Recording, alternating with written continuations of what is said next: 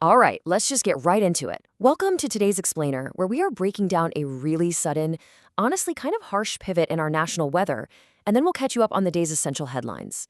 If you've been out enjoying the warm summer weather this weekend, well, I hate to be the bearer of bad news, but summer is coming to a very abrupt end tonight. We've got a rapidly developing weather crisis on our hands right now, specifically hitting the southeast, and we're going to map out exactly what's happening, who's impacted, and most importantly, what you need to do to stay safe. 25. Now, why is that number so important? That is the exact amount of torrential rain in millimeters per hour that is expected to hammer localized areas in the southeast tonight. When you're talking about rainfall exceeding 25 millimeters in a single hour, you are no longer talking about a heavy shower, right? You are talking about an absolute deluge. It's the kind of rain that will rapidly overwhelm our drainage systems and completely swamp low-lying areas. It's just a massive amount of water in a very, very short window of time. So point one, today we actually started off with quite a humid, warm atmosphere, temperatures sitting comfortably between 19 and 24 degrees Celsius, but a low pressure system is sweeping up from the south right now, which brings us to point two, tonight's torrential downpours. And then jumping to point three, on Wednesday, the whole situation shifts entirely to unseasonably blustery conditions. We're talking strong westerly winds gusting up to 60 kilometers per hour. We are literally watching the seasons change right before our eyes, transitioning straight from a warm summer weekend directly into harsh, unsettled autumnal storms. Section 1.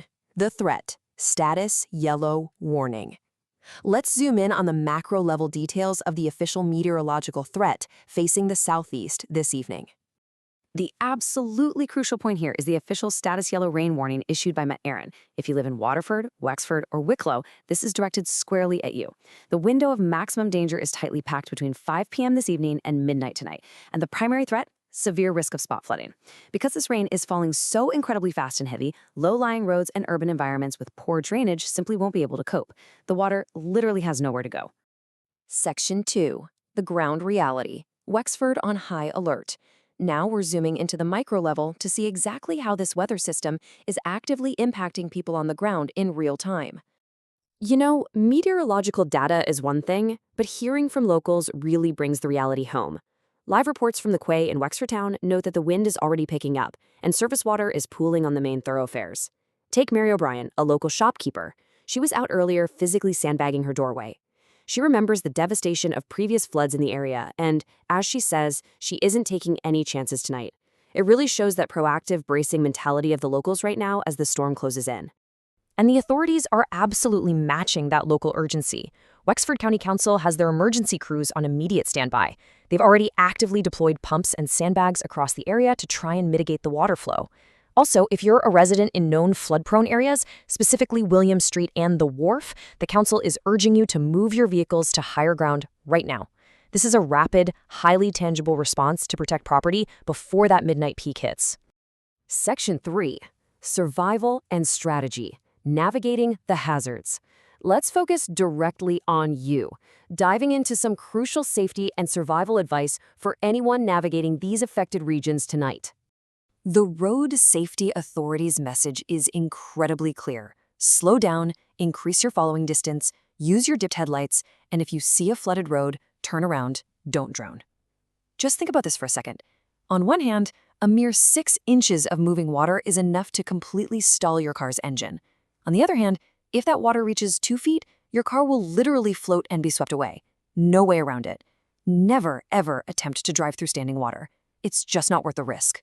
Now, if you absolutely must travel tonight, AA Roadwatch has a highly actionable 3-step checklist for you.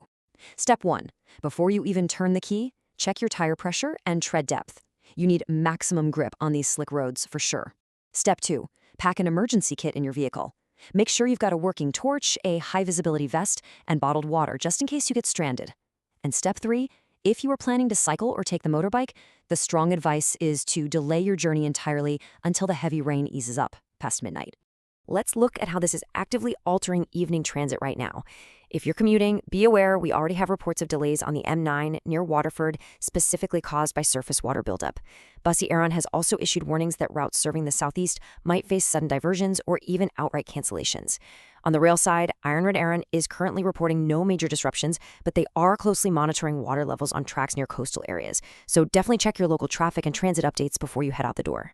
The agricultural ripple effect of a storm like this is massive too. As the Irish Farmers Association notes, while rain is generally welcome after a dry spell, these specific heavy downpours can cause severe soil erosion and waterlogging in the fields. The IFA is actively advising farmers across the region to immediately check their drainage systems, secure their silage pits, and make sure to move any livestock out of low-lying fields up to higher ground.